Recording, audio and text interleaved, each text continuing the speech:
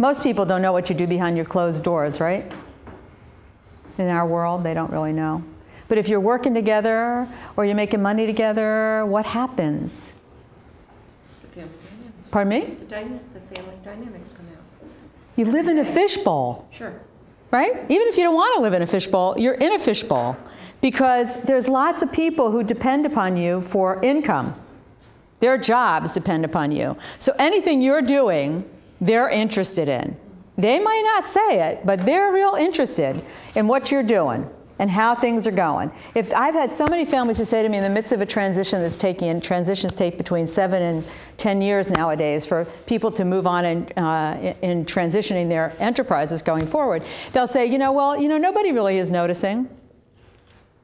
Well, in the interviews I'm hearing and the conversations I'm hearing, everybody's watching and they're looking to see how little guy is going to do and whether the daughter is doing well, whether there's going to be any competition, whether the father's really sure that the daughter or the son are really going to make it. Everybody's watching. You are in a fishbowl. When I first started this work 26 years ago, I went into a family. I was working in the garment center, actually. And these families used to have, it's amazed me. I began to think that we should write an article on it, which was the glass conference rooms in family businesses.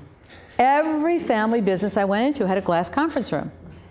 You talk about setting up a real fishbowl. I mean, they would be in there animatedly having their discussions and their arguments, and everybody would walk past. And if you walked out during the time that these meetings were occurring, somebody would be saying to somebody else, do you think it's going to, and they'd be having these little conversations, did you see what he did, and did you hear that? And they all would act as if it was like private. We all get better at it, but even if we're good at containing it, and we don't do it in a glass enclosed conference room, the fact is they watch us anyway, because their livelihoods depend upon it.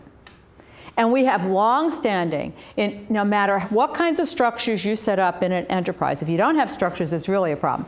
Whatever you set up, the fact is family dynamics are obvious because they're long-term, they're patterns. The very things that make them really, really good for running a business, why are they really good? Because everybody acts like family dynamics are terrible. Family dynamics can be bad if they get out of hand, but there are some very good things. The good things have to do with the continuity. You know shortcuts. You know how to talk with each other in a really fast way. You're really sure that you know where the other person is because you lived with them and you worked them. Sometimes you're so sure you know you should go in the other direction. But you're really sure about people and you have a sense of where people are going to go on things. It makes it easier to maneuver. And you also have a shortcut way of communicating with one another. And you have a sense that we're in this together with a clear vision as much as possible.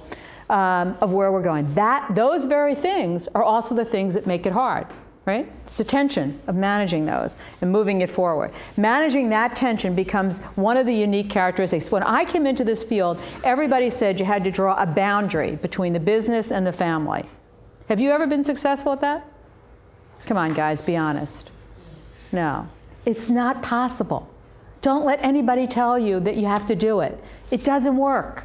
What you have to do is get the ability to manage the tension between the two and have a flexibility to move back and forth. But you can't draw a really tight boundary. It's not possible. You are who you are. You got to set up some structures to help you, but you cannot think that it's going to be that tight boundary. And therefore, you cannot say that families ruin businesses. I've seen it just as much the other way around, that businesses can ruin families.